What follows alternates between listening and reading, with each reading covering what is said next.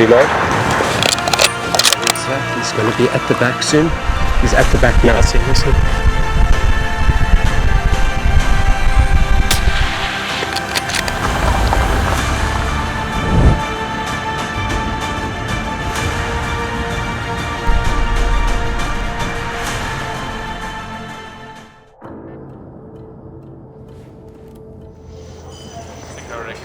How are you doing, buddy? Good to see you again. I'm Kevin Bowker. We live here on Waterfall Farm, which is the base of our outfitting business, which is Western Safaris, South Africa. I think we're about 5th generation here, here in the Eastern Cape. Originally 1820 settlers that came out from England and settled in this part of South Africa. And yeah, I had the privilege of growing up here on the farm, which is just, I don't think you could ask for anything better as that. If you're a kid out in the bush, hunting, fishing, doing all that kind of stuff. What do you tell people that have never been to Africa? This is their first experience. Well, you got to come and see it. You can read about it in books, and there's so many different things you can watch YouTube videos nowadays, and you can get a good feel for it. But you'll never quite understand what it's like until you're out here. And I mean, I've been chatting to the guys this week, and you can come and spend 10 days here, and you can shoot close on 20 animals for the price it will cost you to shoot an elk in the US. So it's very special. I mean, the areas are all free range and completely wild. So one thing I've always wanted to do would be to hunt kudu, and looks like we're getting that chance right now. We're on top of this high glass knob. We're gonna walk out to it, kind of glass this bottom, and just see if we can see what we can find. Breeding season is longer, so we don't get an intense rut like you would with elk maybe. And also the kudu, they're not that aggressive, and they don't, it's completely silent. They don't bugle or anything like that. You just have dominant bulls. It's normally by just visual, displays, and that. It's not. Are they relatively territorial as far as? No, not at all. They're not all territorial. Yeah. They will come and go with, and they move around a lot. Yeah.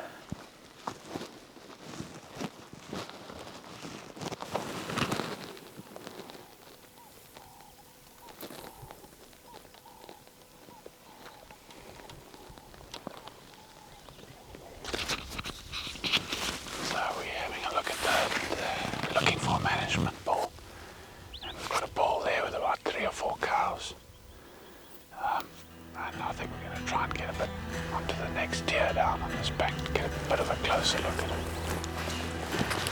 Yeah, I see. Damn, he's pretty, ain't he? The one that's looking at us right in the shade.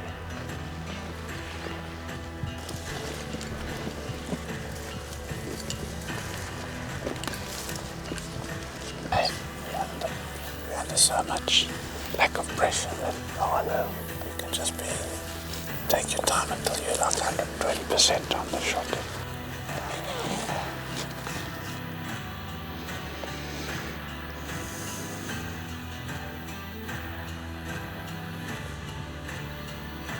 Stop him. You stop him.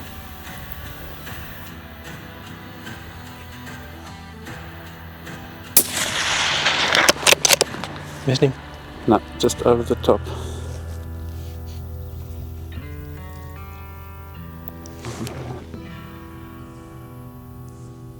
That cow Facing straight away. I got him. Don't have a shot there.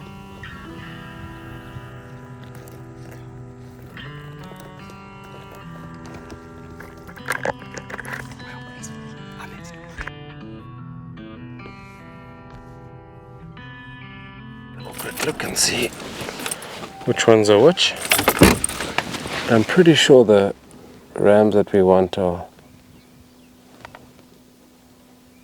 at the bottom there. Is he? What is a Springbok most endearing quality? Endearing quality. They taste nice. The most frustrating quality is that they live in the wide open and they've got good eyesight, so that's the most frustrating part. What are you seeing right now, though? There's two groups, sort of a bachelor group of males, and then sort of last year's youngsters that have been weaned, so they're separate from the herd. And they don't quite want to mingle together, and the younger ones, luckily for us, have moved up higher up and are going over the next ridge, and the rams that we want to go after are coming towards the thicket, so that should put us in a better position to get a stalk in. As long as we've got some cover between us and them, it should work. But we'll give it a second attempt. The males are all still down here, so I thought it was going to happen eventually where they split up, so we...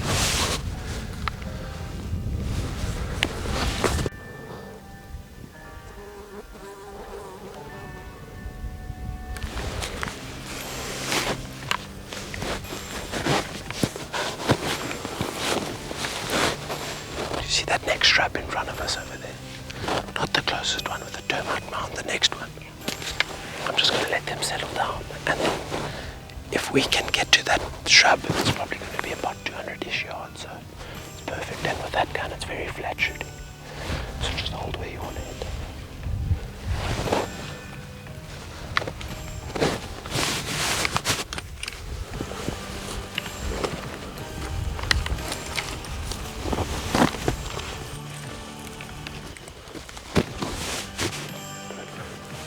A lot further than what they are, because it's open. They're probably only about 180 yards.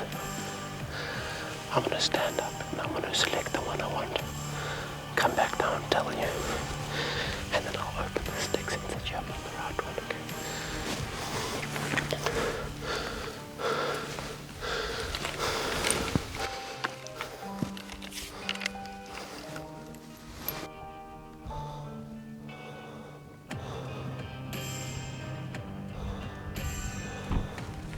Legs nice and wide, make a V with your legs, that's it. Are you steady? Okay, he's got a black one to his right. Okay. You can shoot him now. Just reload. Just reload. Behind the gun, stay behind the gun. Look on the... Yep, he's down. He's down. Excellent. There he's kicking down.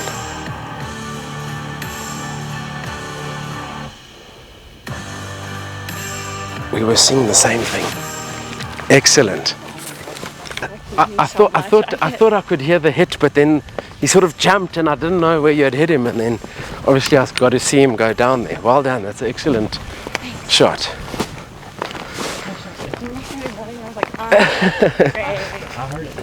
So what obviously has happened, you've hit him slightly behind the shoulder. Yep. So the bullet, I'm guessing, has just whizzed straight through him without him even knowing that he's really hit. So that's him. Look at your shot. Perfect shot. And the reason we picked this guy over the others, if you look at his horn bases over there, they're completely rock hard. There's no white pulpiness. Okay. And then if you look at his ears, he's sort of just marginally longer than his ears, and the other ones were sort of quite a bit higher up. Yep. And if you look at his general horn shape from the front, you can see how it's sort of sloping backwards. Yep. The others sort of were still hooking. So were they older or younger? They're younger. Okay. So if you look at them from the front, you want your general shape of the horn to be sloping backwards. Gotcha. So if you can imagine it dipping back like this, and then when they get really old, and if they've got very good genetics, sometimes this tip can hook all the way back like that. Huh. But this is the one we picked because he's just sort of slightly inferior horns compared to the others, and the oldest ram of the lot. So as a management animal, he's excellent. So well done. Thank you. Well done. Well done, man. Beautiful. And so what they do is they fan this up. Oh, this stands. Pictures. I know what you're talking about. Yeah, so this fans up, and then that's just basically the nerve endings. And what they do is it's sort of a display. Yep. The males will sort of do it in front of the females to show that they're healthy animals. Huh. And then when they run away from predators, they often open it up to make themselves, number one, look bigger, but number two, also just to show the predator that there's no point of coming after me because I'm a healthy animal. So, very cool. And then if you come and kneel down here, they've got a scent gland on their back there. Oh, okay, yep. So just lean back so your shadow, you can see the yellow. See that yellow in there? Yeah. That's sort of a scent gland, and I'm going to pull some hairs out and you tell me what you think it smells like. Just smell right there.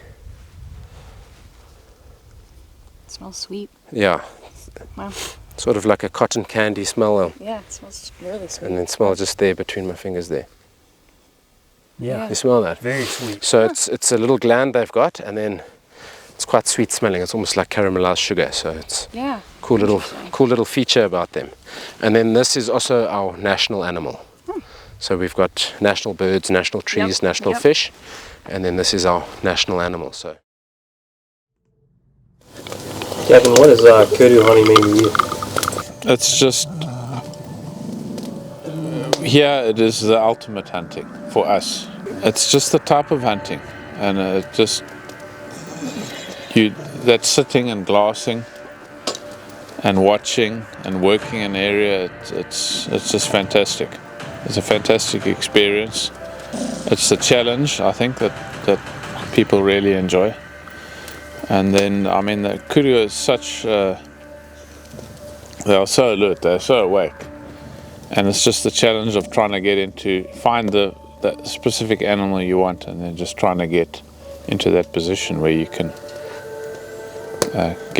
get a shot off. So I think with lots of types of hunting, you're always attracted to something that's a little bit more difficult. And like I was saying a little bit earlier, kudu, as a youngster in this country, was sort of an animal you worked your way up and only shot sort of later on in your early teens or late teens, depending on where you really came from. So you often started with smaller things like duiker, steenbok, warthog, springbok, and only sort of once you had shot the smallest species were you allowed to migrate onto a kudu.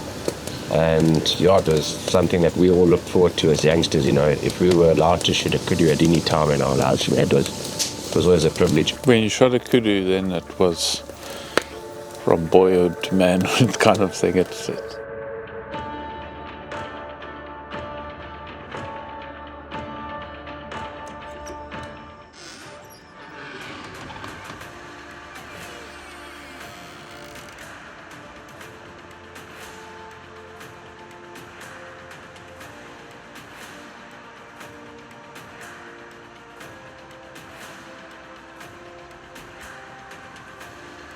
We're going after kudu one more time. Got 1 or 2 more days left, and it's all buds driving in, but coming back to the same spot that I actually missed yesterday. Looks like I make a better shot. First one was not very good, but so far I've seen a bunch of mountain reedbuck, a couple of kudu, but we're up this edge right here and glass off the side of it. Hopefully spot a couple of them. We spotted 2 management kudu. Closing the distance now, trying to get a couple more yards on them.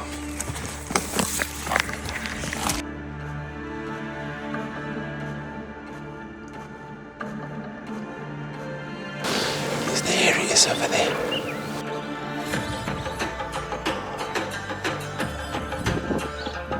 Let's see the back of his head. 200 yards. I'm good, I'm good. As soon as you see a shoulder, you can shoot, okay? Okay. It's only 200 yards, put your safety off. Okay, I'm good. Wait. I'm gonna stop him in that next gap. Okay. Wait, you can't shoot now, it's too high. Are you on him? As soon as he turns there. Hey! Oh, behind the shoulder there.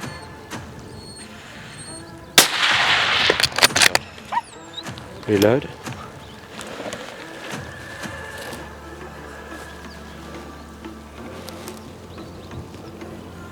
He's gone up and to the left. You see, I couldn't see what you could see in the... Yeah, he turned back looking kind of... Yeah, I thought he was gonna, I thought he was gonna do this. Yep. And look over himself, so the angle would be going in. But he's hurt. He's properly hurt.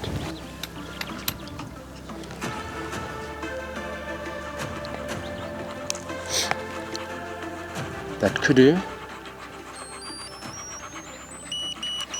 probably won't run up and over. It will probably run down the valley.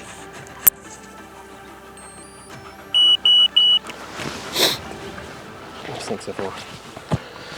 I think we've had a fun little hunt. We got onto a nice management bull this morning. It's a much inferior bull genetic-wise. He had very short, stumpy horns, and he was running with about 5 or 6 cows, and sniffing them all. So that's not really the bull we want mating with the females. So we got onto him now, and he sort of walked out, and we stopped him.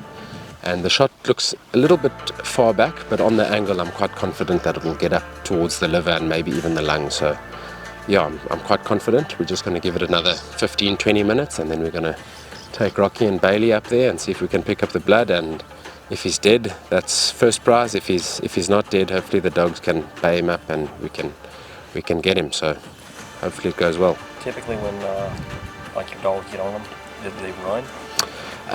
Depending on where they hit, if they're quite lightly wounded, then they do run, and they can go 5-6 miles and before the dogs bay them up.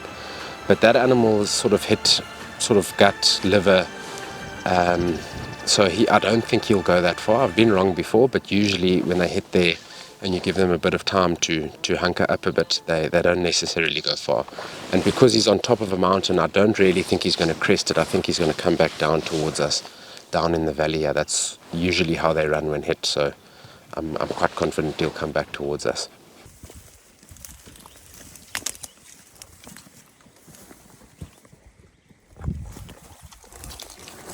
Well, all I have is my phone right now, but we got him. It took a little while. Took some really good dogs. So I had a Rocky, I had a Bailey. They did good. They did really good. So I shot this Kudu. I hit him a little bit back, and he ran up in some thicket and held up there, and Mark took his dogs up there, got on him immediately, and all Mark had was a pistol. And every once in a while we hear a shot and see the Kudu. But the dogs did good. They were on him. What a beautiful animal, so well done. Thank you, man. That was exciting. Probably sounded like a flippin' ostrich. So we've shot a management bull this morning. The reason this guy's a management bull, he's fully formed. You can see sort of from his horn tips here, they're sort of pointing towards each other and starting to want to come around. But if you just look at his depth of curl and the spiral, I mean, he doesn't have much of a deep curl.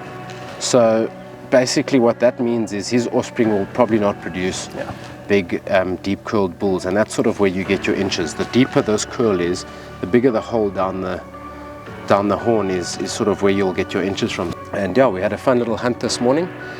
We put a shot on at just over 200 yards. The shot was marginally far back, so we took Rocky and Bailey, the 2 little hunting dogs, and put them on the blood, and they managed to bay this bull down in this little valley down here, and we got it. So I know me and Olivia have talked about it a bunch, but you don't have to go to Africa and break the bank, honestly. So I came here to film everybody hunting, okay? And this is a management bull, and management bulls they're not as expensive as trophy bulls. yeah, absolutely. So it worked out perfect for me to be able to, I still want to hunt in Africa while I'm here. And I think a lot of guys can do that when they come over here that they don't know about, truly, do they? Yeah. And what's nice about it is it's a kudu hunt at the end of the day, so it's got all the excitement of a traditional African kudu hunt, especially in the area we're in. We're in a great area.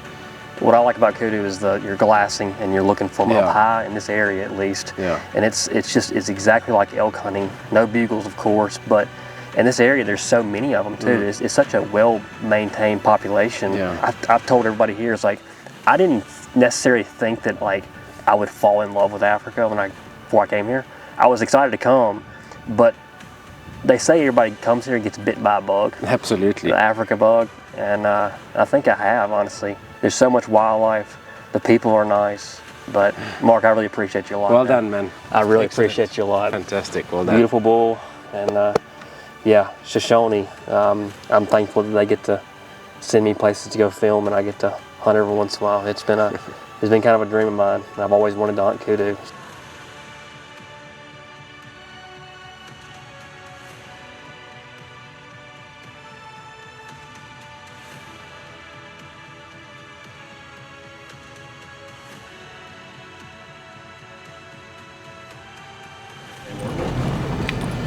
We are looking for a trophy impala. Landon and I were here about 3-4 days ago and we spotted 2 really good rams.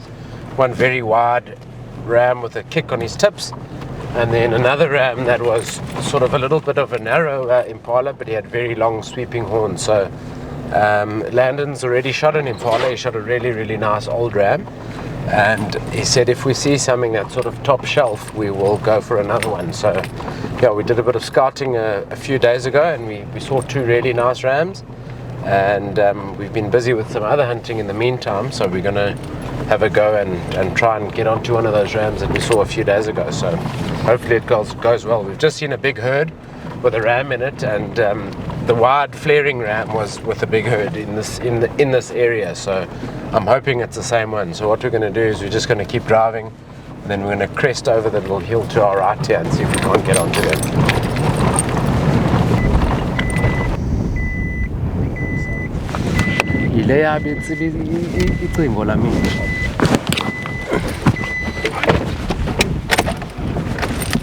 That big ram's there.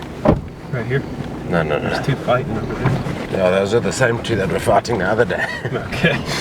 Some things haven't changed.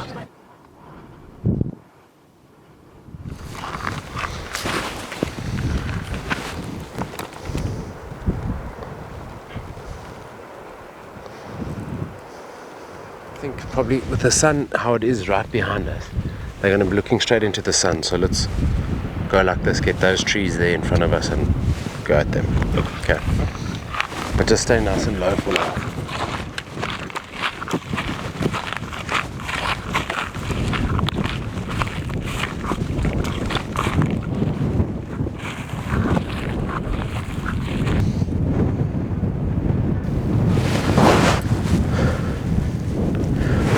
Probably going to be in range when we get to those trees, okay? So let's just go get set up. That scrub brush right there. Yeah.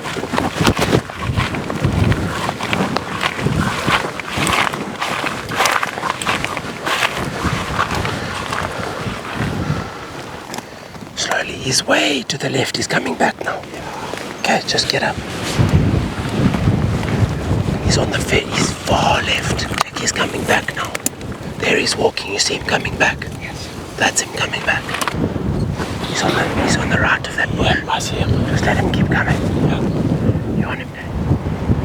How comfortable are you, Landon? Pretty comfortable. Okay, you ready, David? Okay. Let him have it on the shoulder. Okay. Aim a little bit behind the shoulder for the wind. A little bit behind. Hit. Reload. There he is here. He's going to be at the back soon. He's at the back now. Yeah, I see him, listen. When he stops, okay, send it. That's it. Attaboy. Attaboy. Thank you. Attaboy. Thank you, sir. Thank you. Well done. Thank you. Thank you so much. Yeah, look at how pretty that thing is, Yes, sir. Beautiful, beautiful Impala. Yeah, that is spot on. Spot on. There we go. Wow. What a ram. What a ram, eh? Absolute banger of a ram. Wow. Thank you, Mark. And I can't say thank you enough to you, man. It's been an awesome safari. That's Wow. a banger, eh? And Yes, 2 good sir. shots. Your first shot was slightly far forward. Yeah. I'd say due to the wind a little bit. Yeah. I was holding about right here. Yeah, you hit him there. Yeah. Somewhere. Yeah. And then your second shot anchored him in the base of the About neck. dead money where I like it when a plan comes together. This is the exact same ram we saw 2 or 3 days ago. He sort of stands out quite a bit from a normal Impala. He's very wide, he kicks at the tips like that. And I mean, as you can see just by his bases here how cracked up and old he is already. His teeth are wearing right down to the gums, and we scouted this ram 3-4 days ago and we decided we're going to come back for him, and we got him first attempt. So yeah, it was a good hunt. It's just, this whole safari's been a blast, man. This ram in particular is an absolute giant. I couldn't be more happy, but we're on day, I think, 7, right, Mark? Something like that, 6 or 7. Feels about like Yeah, it has. We've been hunting hard, and day 25 almost. Yeah, absolutely. And I can't thank Peyton enough at Shoshone for setting us up with this hunt at Western Safaris. Anybody that's looking to come to South Africa, please go through Peyton and Mark Webber, the PH of South Africa, in my opinion. So it's been excellent. This was your first trip to Africa, isn't it? It was, yeah. This is my first trip, and it exceeded everything that I expected it to be. So, yeah, very pleased. Yeah, that is good.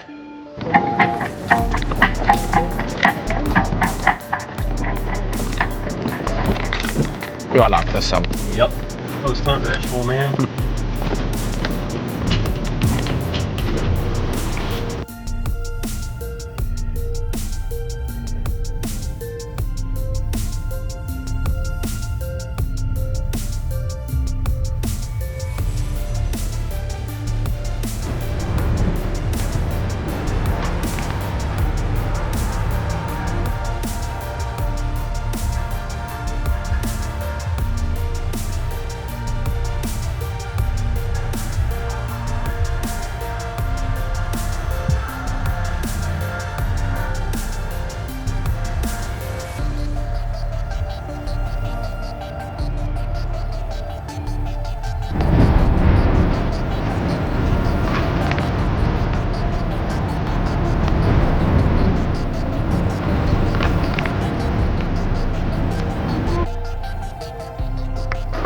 Been forced to shoot something. It was like gun to my head, you know.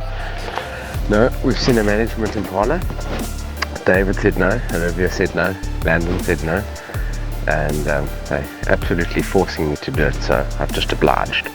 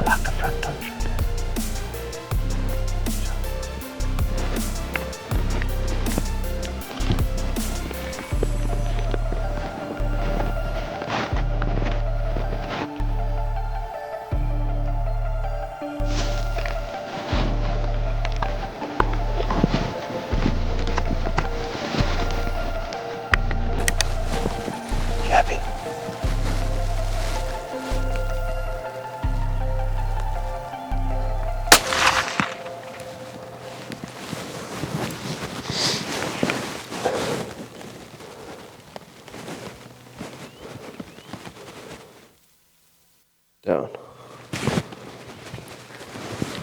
That's how professional does it. Well, that was fun. That is the ultimate cull. More so than yesterday.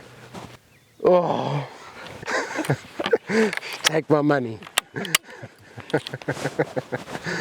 Oh, that was cool. Yeah, so we've just taken a management Impala, and it's quite rewarding to see, because sort of 300-400 yards in the distance there's a lovely young ram that's got incredible genetics, and you know, having taken out this older ram that would probably keep him away from the females, it'll give that young ram a chance now to spread his genetics and leave his legacy behind. So yeah, we've done the right thing here. We've shot an old ram.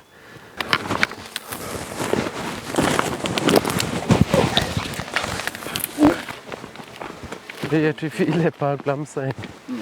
When you lamsang at your pugla.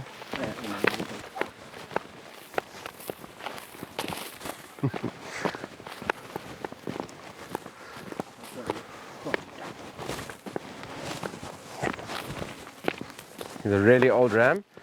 You can have a look at his horn bases here. He's sort of really cracked up.